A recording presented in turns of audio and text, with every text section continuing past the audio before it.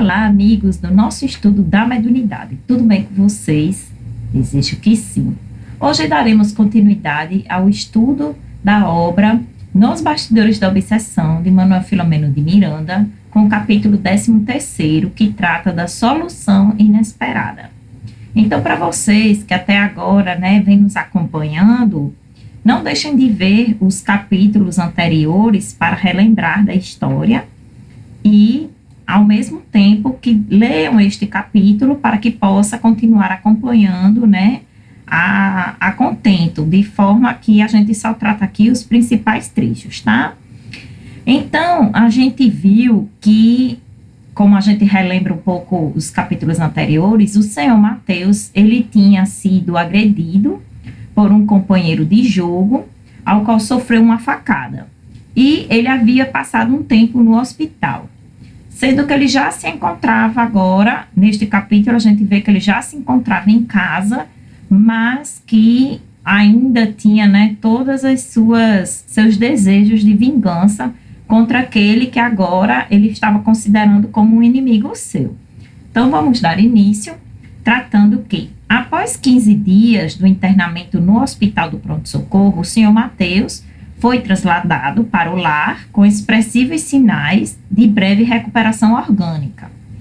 Visitando-a na primeira oportunidade com Petitinga, ouvimos a narrativa dos antecedentes do grave delito de que se fizera vítima, impressionando-nos observar a carga de ódio acumulada na mente que destilava, prestes a explodir com revolta e desassossego. O senhor Mateus era um homem dos seus quase 60 anos, sanguíneo, voluntarioso. Perturbado em si mesmo, atravessava a existência carnal, saltando de leviandade em leviandade, muitas vezes esquecido dos deveres de esposo e pai, fascinado pelo pano verde em que se aventurava, atirando fora os parcos recursos que, se aplicados no lar, seriam de alta valia para o bem da família constituída de 6 filhas. Em compensação, Dona Rosa se desdobrava nos deveres domésticos e na costura, até altas horas da noite, para suprir com esforço de algumas filhas as necessidades domésticas. Então, vejamos, o senhor Mateus já era do seu hábito, mesmo ele com 60 anos de idade já, uma fase que já era para ele estar um pouco mais tranquilo, mais calmo, mas ele ainda se encontrava, nisso de querer sair, passar a noite fora, ficava na jogatina, na bebedeira com os amigos, e acabou que aconteceu esse incidente. E Dona Rosa, sempre, buscando a harmonia do lar e até mesmo a sustentação do lar, fez com que ela se desdobrasse em mil, trabalhando até altas horas da noite para poder continuar, o seu lar sendo sustentado. E ela recebia ajuda de algumas das filhas, já que tinham 6 ao todo. Por ocasião do retorno de Mariana ao lar, e impressionado com as informações e esclarecimentos de Petitinga sobre obsessão e cuidados que todos nos devemos impor para evitar-lhe as tramas infelizes, o senhor Mateus, ele pareceu modificar o comportamento por alguns dias. Só que depois, como se ficasse alucinado, entregou-se a desmandos e não poucas vezes, assolado pelos desencarnados afins, ameaçava expulsar do lar, quando necessitava de dinheiro para as aventuras, a esposa abnegada e as filhas. Então vejam a que nível, chegava o processo de alienação, de alucinação, de desmandos dele junto aos seus obsessores, que mesmo ele já tendo sido totalmente esclarecido a respeito do processo obsessivo de Mariana, a perseguição espiritual, que toda a família vinha sofrendo, ele se modificou por apenas alguns dias, mas isso não fez com que realmente se consolidasse uma mudança de comportamento, E inclusive quando ele não conseguia os recursos para ir para a jogatina ou para as suas aventuras, ele ainda ficava ameaçando expulsar de casa a mulher e as filhas. Então imaginem só, que que lar, né, que casa cheia de problemas de ordem familiar, né, de estarem se desentendendo, e a qual a situação de Dona Rosa no meio disso tudo, tentando, né, ao máximo manter o máximo possível de paz e de equilíbrio.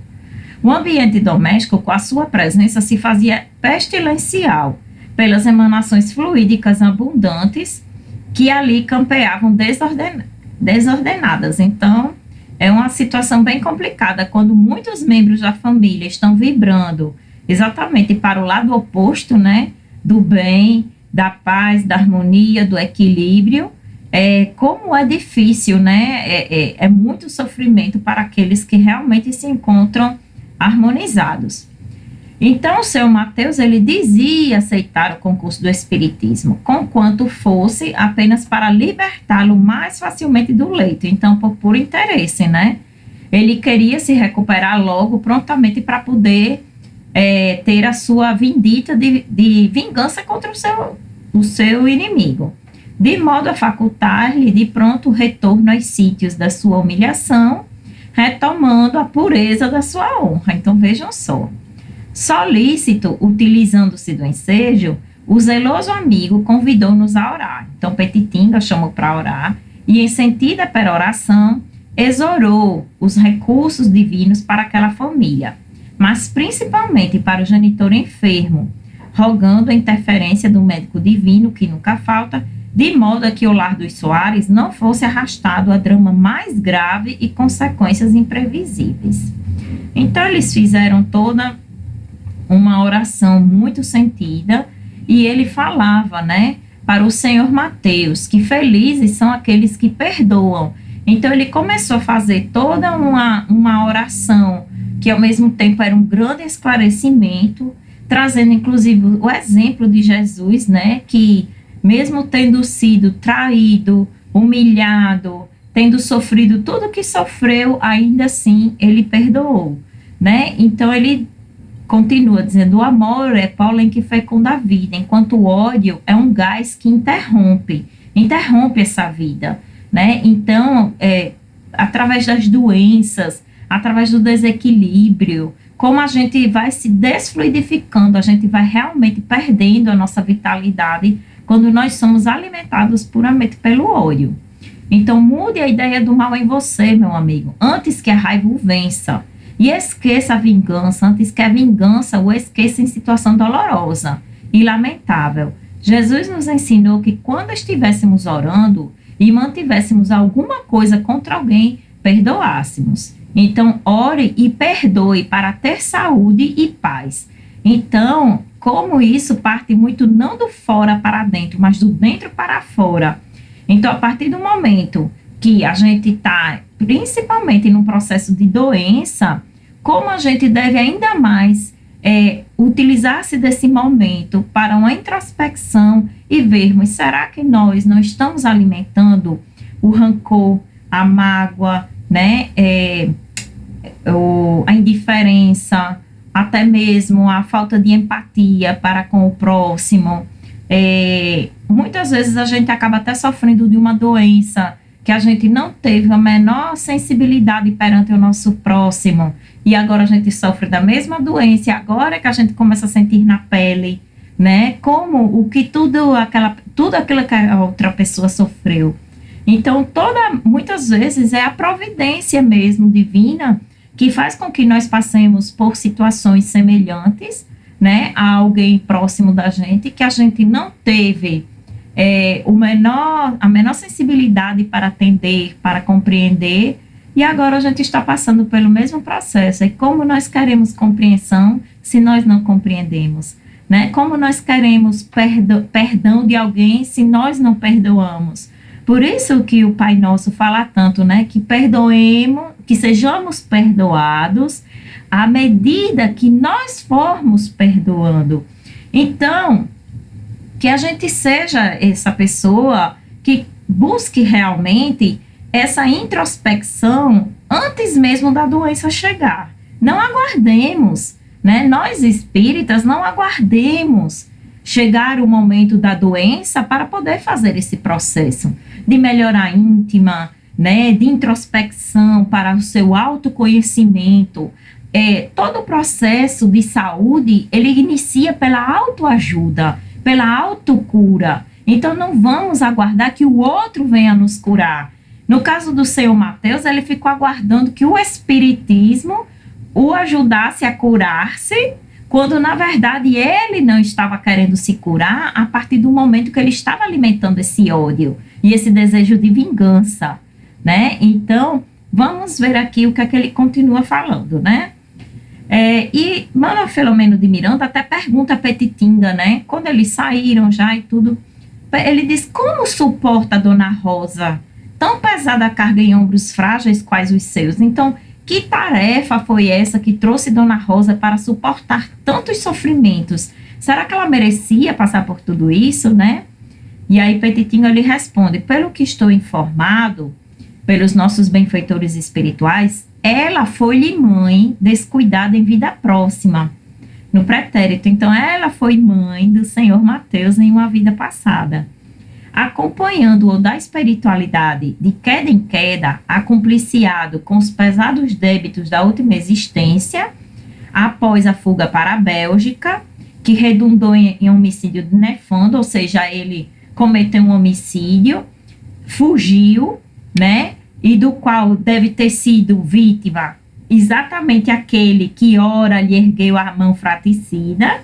Então, hoje, aquele que o esfaqueou pode ter sido aquele que ele matou na vida passada. E em cuja reencarnação ele acabou escapando à justiça, por ter se evadido do país. Então, ele não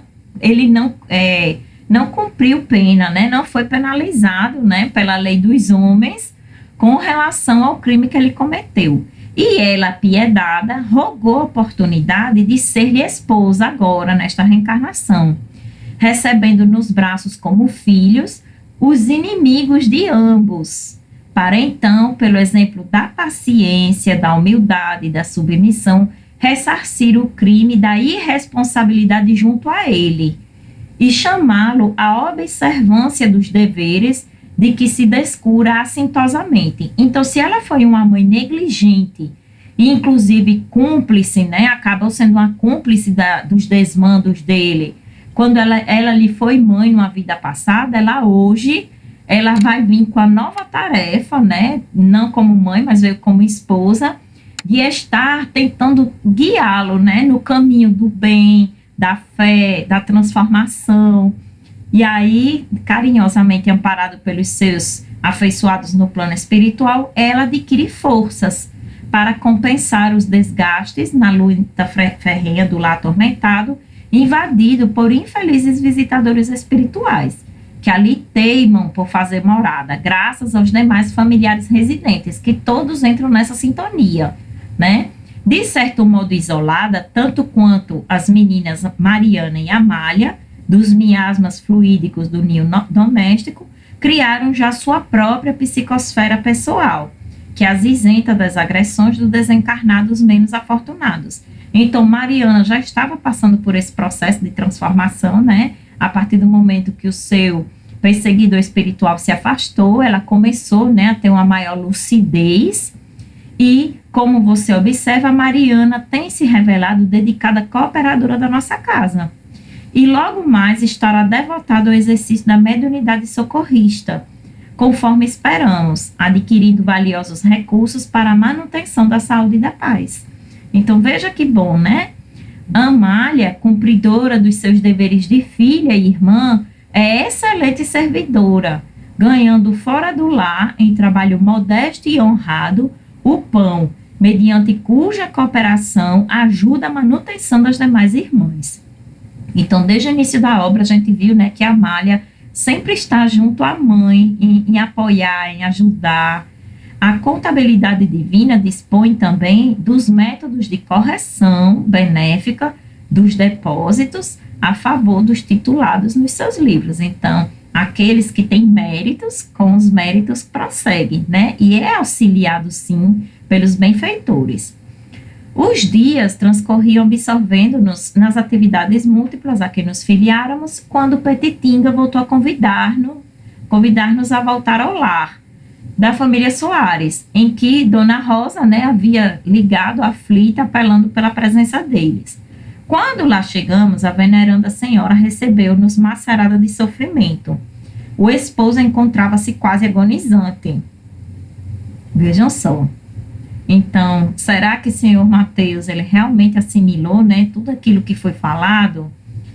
O médico saíra havia pouco do lar, informando que o prognóstico era desalentador. Ficara hemiplégico, apresentando o doloroso aspecto do desastre orgânico. Todo um lado estava paralisado e os estertores agônicos de que dava mostras, semi-desfalecido, confrangiam a alma. O próprio médico se dizia sem esperanças. Muito mais entristecedor era o quadro aflitivo do lar. A sofrida matrona, com a imensa carga das noites indormidas e os esforços sobre-humanos para manter a família, definhava sob a aspereza das rudes provações. Então, realmente, ela estava passando por uma prova muito pesada, muito difícil, mas ela, se perseverasse, né, na sua fé, na sua força para tudo isso, ela iria superar, sim. Às vésperas, sim, e além disso, houve todo, né, a preocupação com Marta. Para quem não se recorda, Marta era a filha que era envolvida, né, com feiticismo, com magia negra, né, com espíritos infelizes, digamos assim. Então, com quanto a sua humildade e carinho, então, Dona Rosa, ela fora constrangida de mostrar a filha Marta para que continuava nas arriscadas aventuras do feiticismo. Às vésperas, quando chegara a noite avançada, a genitora lhe reprochara o comportamento, advertindo-a quanto à cooperação que deveria oferecer para a paz do lar e a recuperação do pai enfermo, que vencia o primeiro mês da agressão com ótimos resultados, quase recuperado. Então, rogou-lhe ajuda espiritual através da prece e da mudança de atitudes em relação à fé, a fim de que os mensageiros invisíveis pudessem renovar a atmosfera da vida familiar, modificando o carreiro das provações que todos experimentavam como consequência funestas dos erros passados. Então, lhe suplicava que não se adentrasse mais no emaranhado labirinto de trevas por onde seguia. Então, apenas chamou-lhe a atenção, né, como preocupação de mãe, né, que via por onde a filha andava, né, então chamou-lhe a atenção, né, carinhosamente. Olha, minha filha, tenha cuidado, esses rituais ao qual você se envolve, o tipo de espírito, né, que está envolvido. Só que ela já era uma obsessa, né? Então, olha, foram bastante. A filha possessa, desrespeitosa, agrediu a mãe, moralmente, com palavras fortes e azedas, transformando em altercação violenta o que não passava de um sereno convite materno à reflexão, à dignidade, ao equilíbrio. Furiosa, tentou agredir fisicamente a mãe, que lhe estava em frente, não conseguindo intento, graças à interferência providencial de Amália e Mariana, que correram em auxílio. As forças negativas de que se fazia habitualmente instrumento irromperam intempestivas, e o senhor Mateus, acordado subitamente, ouvindo o clamor e a balbúrdia, levantou-se do leito precipitadamente, marchando revoltado, colérico, armado com uma acha ameaçadora. Então levantou-se, né, às pressas, já revoltado com ódio, e a poucos passos cambaleou e tombou ao solo. Foi indescritível a cena. A ferida cirúrgica, que ainda não cicatrizada de todo, voltou a sangrar e, tomadas as providências de imediato, retornou ao pronto-socorro. Lá foram aplicados recursos compatíveis ao caso e, no momento, se encontrava na tenda de oxigênio, lutando pela sobrevivência do corpo com diagnóstico de embolia cerebral. Então, vejam só o que foi que essa carga de ódio toda que ele continuou mantendo, né, mesmo tendo sido esclarecido, mesmo todos os apelos que os trabalhadores fizeram junto a ele, né, desde todo o início do processo de desobsessão, e ele não deu ouvidos, né? Então, além do esposo nesse estado de desespero, Marta recolhera-se ao quarto, possessa pelo ódio surdo, recusando-se a sair. Mesmo sabendo o que acontecera ao pai, ela reagia contra ele, continuando na tônica da revolta. Então, ainda emanando, né, aquela energia tóxica, pestilenta para o pai. Depois de alguns instantes de reflexão, Petitinga convidou-nos a acompanhá-lo à peça em que Marta se demorava. E com a autoridade moral que o aureolava, saudou-a. Conquanto não fosse correspondido, o seu verbo correto advertiu-a. Então, ele começou a conversar com Marta, né? Dizer como é que ela, como filha, né, não procurava estar ajudando a família, estar pensando positivamente para ajudar ao pai, pensar na paz da família, no equilíbrio do lar, né, da casa. E falou tudo, falou inclusive dela não buscar trabalhar um trabalho digno para ajudar a família, se ela não viu o que as irmãs e a mãe estavam passando, enfim. Eu sugiro que vocês leiam o capítulo para vocês ficarem realmente inteirados daquilo que está sendo tratado. Então, vencendo o mórbido silêncio, Marta rugiu. Agradeço o seu interesse. Encontro-me muito bem e estaria melhor se não fosse perturbado o meu sossego com a sua presença. E demonstrando uma perícia em lidar com obsessos e obsessores, o então presidente da União Espírita Baiana respondeu-lhe: deixa lá íamos no sossego a que você se refere, caso as suas atitudes não fossem fatores de perturbação e desordem do lar. Aqui estamos em nome da sua genitora, que arca com o ônus de pesados sofrimentos, exercendo a função de mãe e pai para que o lar não padeça de miséria econômica nem moral. Onde o seu dever de filha, de irmã, que tudo recebeu e nada retribui? Já que você não ajuda, não tem qualquer direito de criar dificuldades. Você é adulta e tem responsabilidades perante a vida. Não deslustre mais ainda sua consciência, teimando em perseverar no erro espontaneamente aceito. Ajude-nos, filha, a ajudá-la. E ela não necessita do Senhor. Eu tenho os meus guias. São poderosos. Eles são as forças atuantes da natureza. São indestrutíveis, governam o mundo. Rigorosos, sabem fazer e desfazer. E então, aí ele lhe diz, e por que, já que você não pede ajuda a eles, já que eles são tão poderosos, tão úteis, né, tão nobres? E ela diz, porque eles são violentos, são vingadores, e conseguem imediatamente o que a tolerância e o amor não obrigam. E aí, Petitinga começa a explicar-lhe que isso não são guias, não são espíritos que realmente venham a auxiliar, são cegos arrastando cegos, né? E vai explicando-lhe, né, que aqueles que querem fazer tudo à força da violência, nada conseguem diante da força do amor, né? Que acabam sendo conduzidos depois também ao esclarecimento, que eles a qualquer momento vão abandonar, né, esse comportamento. E como é que ela vai ficar, né, nisso tudo? E aí começa, né, a fazer o diálogo, né, que não é uma instrução só para ela, mas também para todos esses espíritos que a acompanhavam. E aí eu deixo para que vocês leiam. E aqui ele prossegue, né? Unamo-nos desde já, minha filha, no ideal de serviço e liberte suas forças psíquicas das constrições que a infelicitam, oferecendo-as a Jesus, enquanto urge o tempo, iniciando vida nova a seu próprio benefício. Não olvide neste momento que o seu genitor, agonizante entre a vida e a morte, ou como também poderíamos dizer, entre a morte e a vida nova, em partindo, poderá deixar em você pesados crepes de remorso, de arrependimento tardio, improdutivo, inquietador. Então, ia ser uma carga de dor, de remorso, muito pior. Então, não era melhor fazer algo agora, hoje? Agora é o momento, é tempo de reabilitar-se, Saia da noite e rume na busca do dia. Ore e inunde-se de reconforto.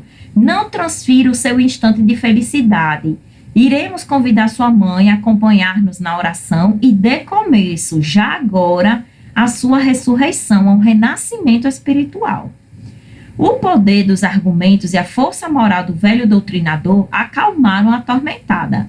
E a um sinal, dispusemos-nos a buscar Dona Rosa, que esperava do lado de fora, ser introduzida no recinto em que estávamos. E aí ele fez uma oração, né, bem realmente sentida, né, bem pensada, bem instruída, totalmente inspirada, né, pelos benfeitores espirituais. E aí o comentário de Manuel Filomeno de Miranda: o poder da oração. Quando os homens compreenderem e se utilizarem realmente dos recursos da prece, em muito se modificarão os cenários da vida moral na Terra. Cumpridos os deveres, no lar dos Soares, nós demandamos ao Hospital do Pronto-Socorro para uma visita ao Sr. Mateus, considerando ser aquele o dia permitido. Conquanto se encontrasse em repouso absoluto em câmara separada, Petitinga conseguiu do médico de plantão, com quem mantinha relações de amizade, permissão para orar em silêncio junto ao leito do paciente, no qual foi atendido.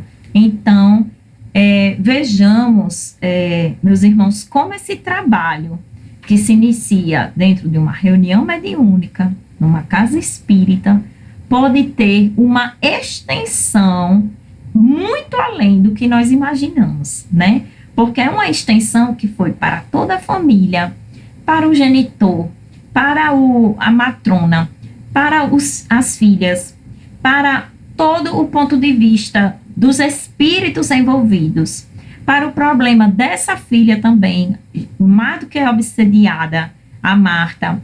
O caso de Mariana, já muito melhor, né, já em franca recuperação.